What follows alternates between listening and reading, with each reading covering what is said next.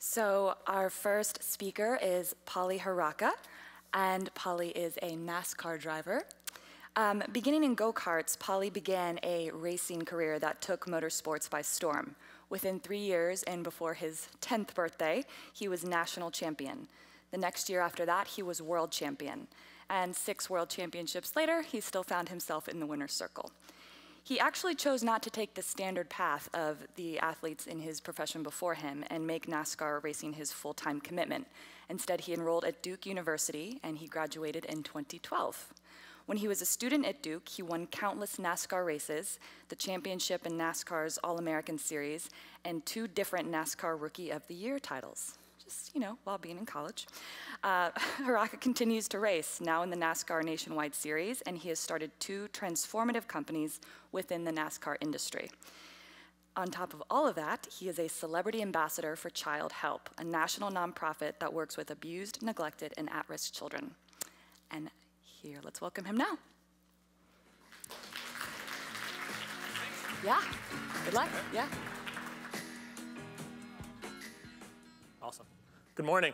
As Derek mentioned, we had a great party last night, and as I stood there, I was kind of debating, well, gee, I'm the first speaker in the morning, and so how's everybody going to be? And so I kind of ran through in my head the different things that I could do, and so I kind of debated the Christian Bale and Batman Begins, where you make some remark that makes everybody leave the party early so that they'd be up in the morning, and I figured the Chobani people might get mad at me if I did that. And then I saw, all of the speakers and some of you in the audience are staying at the same hotel, and I figured maybe I could just pull the fire alarm at 7 this morning so that I knew everybody was awake and everybody would be here. But you might be here, but then I might not be. I might be in the back of a car somewhere. So I thought that a great way to start us off would be to ask you guys to enter into my world a little bit. So everybody that's here, and even those of you that are watching at home, I promise we won't pull any crazy pranks on you. But close your eyes for a second. You reach your hands out in front of you and imagine that you're holding a steering wheel. Prop both of your feet up as if there were a pedal underneath each foot. And imagine for a second that you're going down the front straightaway at Daytona International Speedway. Imagine that you're going about 185 miles an hour, that you're holding the accelerator down as much as you can, that you're moving at the greatest rate of speed that you possibly can, that you're heading into the corner and you're looking at turn 1 of Daytona, and it looks like you're headed straight towards a mountain because at 32 degrees of banking, there's a lot there. And in fact, if you were just to try to walk up the banking, you would struggle because there's that much banking to hold your race car in. And you have to trust that when you get there at 185 miles an hour, you're not going to end up on the beach somewhere, but that in fact the car is going to make it around the corner and that you'll be there. Add to that now the fact that you're actually not alone, but you're surrounded by a bunch of other people doing the exact same thing you are, trying really hard to pass you. They are inches away from you, and in fact there's a concrete wall right next to you as well. So you can open your eyes. I promise we wouldn't pull any pranks. But this is the world that we live in. This is what we do. I am a huge adrenaline junkie and a very competitive person. And this is why I love it. So to shed a little bit more light on that, here is...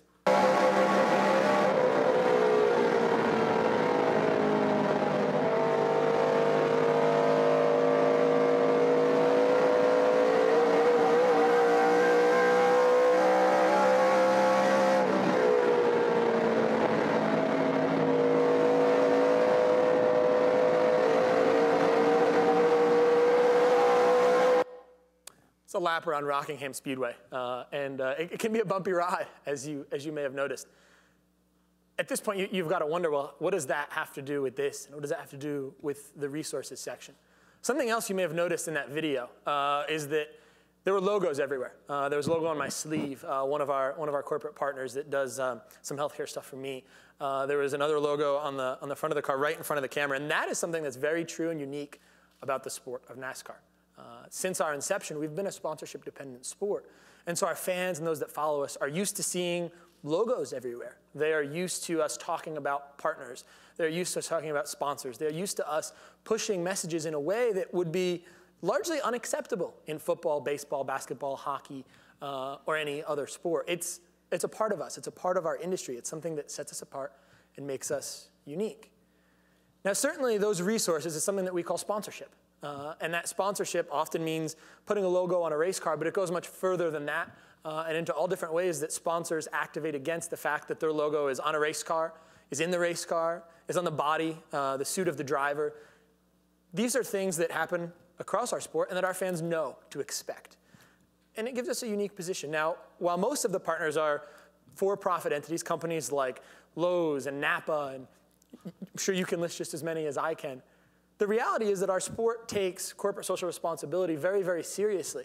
And it's not uncommon for you to tune into a NASCAR race and see Autism Speaks, see the Drive to End Hunger, see any number of foundations. In fact, you can often log in and see a bunch of race cars that are pink, celebrating the Susan G. Komen Foundation and the wonderful work that they have done. I'm fortunate to be a part of a sport that allows us to do that, where it's acceptable to do that, where we can push out that message. Now, how does that come back to me and what I do? Well, within the sport, we have the NASCAR Foundation. They do amazing work in pulling in all different causes. And very early on in my racing career, when I was 16, the foundation started to tap me and use me for different things. And I enjoyed going and speaking at different elementary schools about the importance of education. As Kara mentioned, I went to Duke University. Why that matters to me, how that's important, why you can't just give up your education if you're an athlete. But really, there was something missing. I felt like even though I was using our resource to do some good, I felt like there was still a gap. There was something that I could do more. So at the encouragement of the NASCAR Foundation, I began to work with a foundation that works with abused, neglected, and at-risk children. Child Help is the oldest foundation, over 50 years old, that does this kind of work. And for us, the cause is particularly unique because people don't like to talk about it. And when you don't like to talk about something, you can't exact any change because you can't make the first step. An example I use all the time, and a foundation that I think has done amazing work, is the Susan G. Komen Foundation, because they took breast cancer from something that people were ashamed to talk about and turned it into something that there was a willingness to share. And in that willingness to share, we were able to get healthcare services to those that need it. And we all realized, I might have a personal connection to that. There might be someone in my life, a family member, a friend, a teacher, a mentee, someone that has dealt with this in a way that I haven't, and so I feel personally connected to it. Now, there's still more work to be done, but there's an amazing first step for that cause. But with child abuse, there's something different.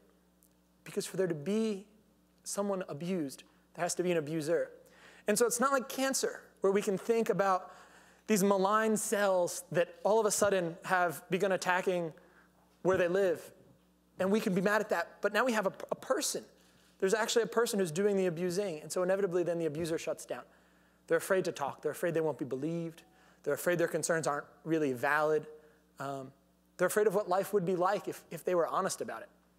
And this creates a huge issue and a huge roadblock to them making any progress. And what we know is that then that person is stuck living in fear, has a lot of trouble living fearlessly, but ends up living in fear. And the cycle continues, and often they even become abusers. And so the question is, how do you break out of that cycle? Well, the first step in breaking out of that cycle is certainly the willingness to talk about it. And so how do we move from taking something that everybody tenses up a little bit? I'm sure so many of you in this room, when I started talking about child abuse, like, oh, crap, like, is this what he's going to talk about? Because it's hard and it's uncomfortable. But how do we get that message out? So again, in the resource section, we have this unique resource in racing where it's normal for us to talk about these things and to push these messages. So I've tried in my racing career, and over the 5 years that I've been a celebrity ambassador for Child Help, to use racing as a platform to discuss the amazing work that they do, to make people just a little bit more comfortable using their resources. So two really simple ways that we've done that I wanted to talk about is when you see anything related to racing, generally the sponsor and the partner controls all the messaging, controls the way the car looks, what we're wearing on our fire suit, all of that. But the one thing that drivers retain in our sport is the helmet. If you look at drivers' helmets, you'll see that it's really a personal expression thing, that there are unique paint jobs and all kinds of crazy different things. So Child Help, they have 2 residential treatment facilities as one of their programs, and at the facility in Virginia, they house 67 children, ages 5 to 15. Average stay there for a kid is 9 months, but it can be up to even 3 years. So we allowed their kids to submit designs for my helmet, thinking that we would pick one.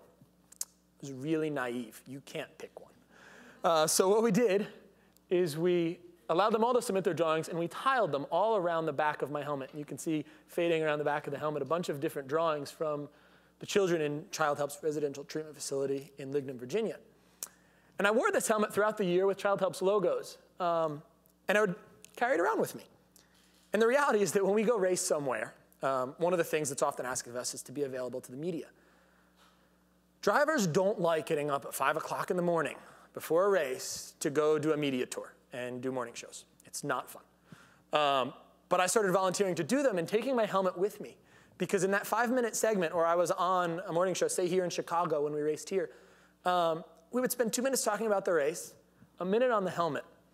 And often the station was gracious enough to give us 2 minutes, myself and the host, to talk about Child Help, the amazing work that they do and the resources that they provide. This was just one step towards making people a little bit more comfortable talking about something that's very uncomfortable and using our resource to do that. After a year, we auctioned the helmet off and raised a bunch of money that went into Child Help, which I was also very proud to do. Another way that we wanted to push the message out there is to promote Child Help's 1-800-4-A-CHILD number. It's a number that they've had over 5 million calls to, offering resources to anyone, whether you're a child being abused, whether you're someone who thinks a child is being abused and don't know what to do about it. Even if you think you might be an abuser, you can call this number. And what we did is we focused our race truck at the race at Charlotte Motor Speedway in Charlotte, North Carolina, on that number. We featured it. Speed Channel was good enough to give us a ton of TV time and help push that message further and further out there on the racetrack. The reality is that we all have these unique and different resources. For me, that's driving race cars. And I often struggled asking myself, having friends that went and lived abroad doing community service work or that volunteered in underrepresented neighborhoods to help further their causes. I struggled with, as a race car driver, what the heck good can I do? Is what I do worthwhile? Is there some meaning in it or not? But the reality is that I had a resource that I was able to use and use for good. And that's true of all of us. Even meeting other speakers last night, you learn about everyone's unique talents, their abilities, and the ways that we can creatively be fearless and think about how I can use my abilities, my resources to help a cause. So for me, this is something that's very near and dear to my heart. I consider it an amazing opportunity and one that I'm fortunate to have to be able to leverage the resources around NASCAR and driving race cars to help further this message. It's a small step. We have a tremendous amount of work to do. Certainly more work than I could ever even get done in my own lifetime. But we can take step by step by step. And as for me, I visit the villages of Child Help kids, and you get to know those kids. You learn their stories, and you see just how big of an impact opening up and being honest about their challenges has made on them. It definitely makes it all worthwhile. So thank you all for having me. Like I said, we all have some resources that we can use.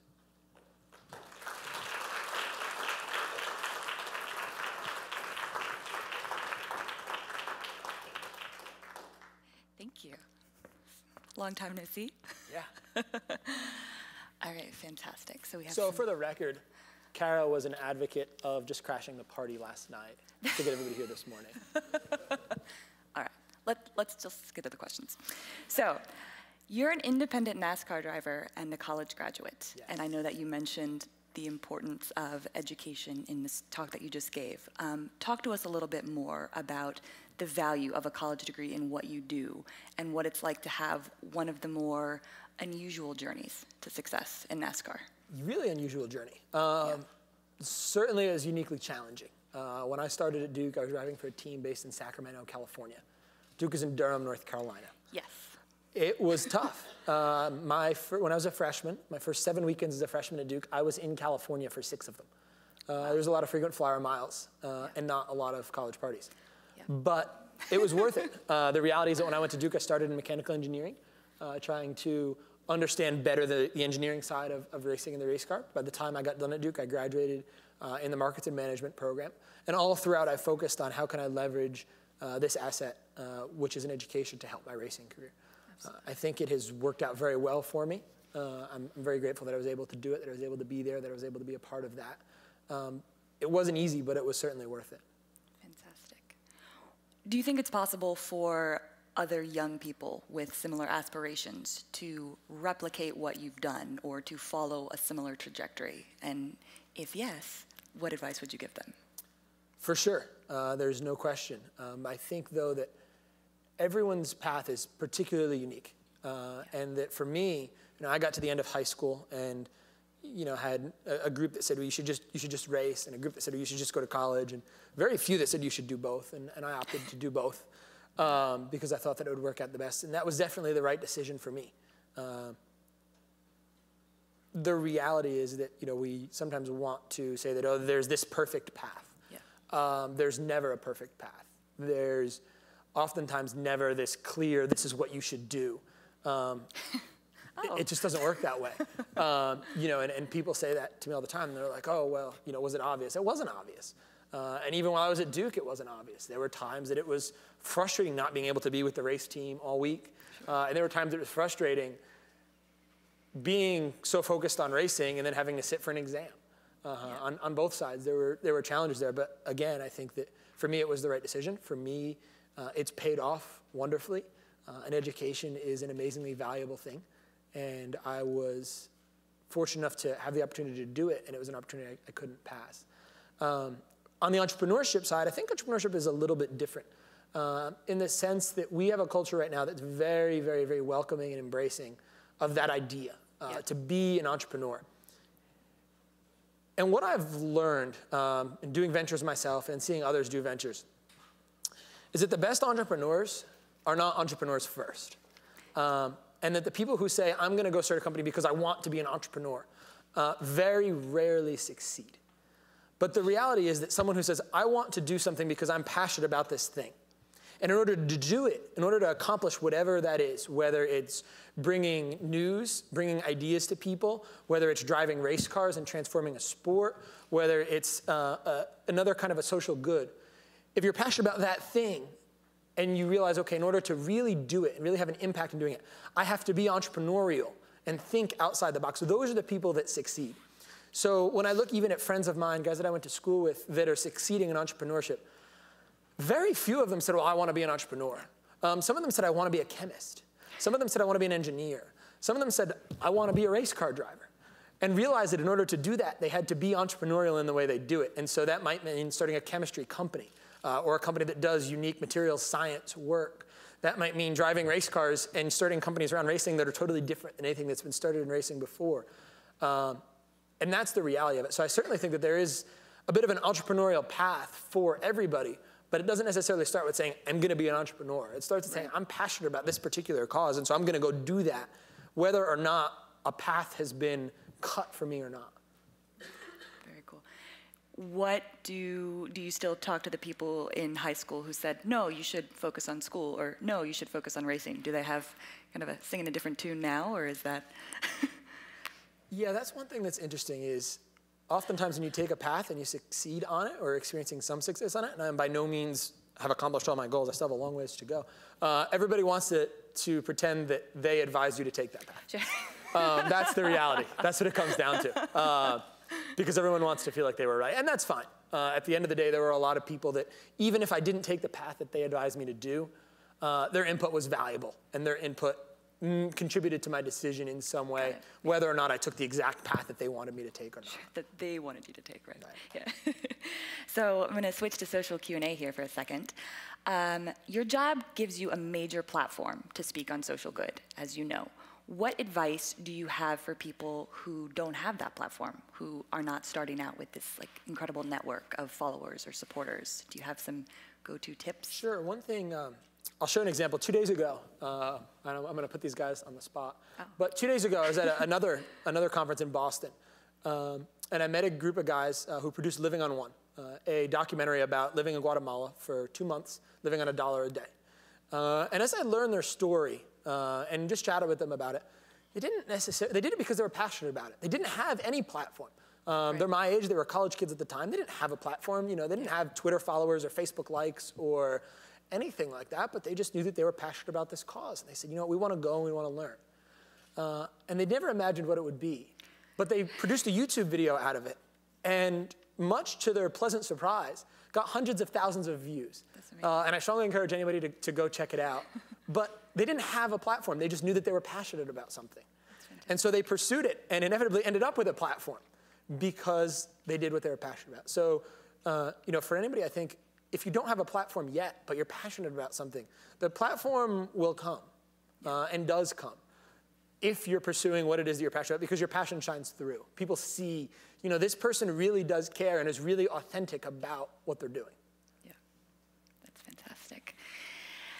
So, for our next one, has the work you've done with philanthropies spread to any other drivers and built support among them? That's an interesting question. Sure. Your peers. And I must be honest and say that I'm not necessarily a trailblazer in using NASCAR for philanthropic means. I am the first one to do it for this cause, and it's something that I am grateful for the opportunity to do.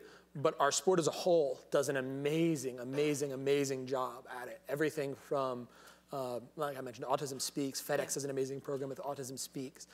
Jimmy Johnson's own personal foundation does tons of educational grants. All across our sport, and really everywhere you look, there's a lot of support of children's hospitals. Jeff Gordon, Richard Childress both have wings of children's hospitals named after them because of the philanthropic work that they've done there. The NASCAR Foundation, there's the Speediatrics unit, which is a pediatrics unit that NASCAR has largely funded. Very cool. So yeah, it has very much become a trend in our sport. Wonderful.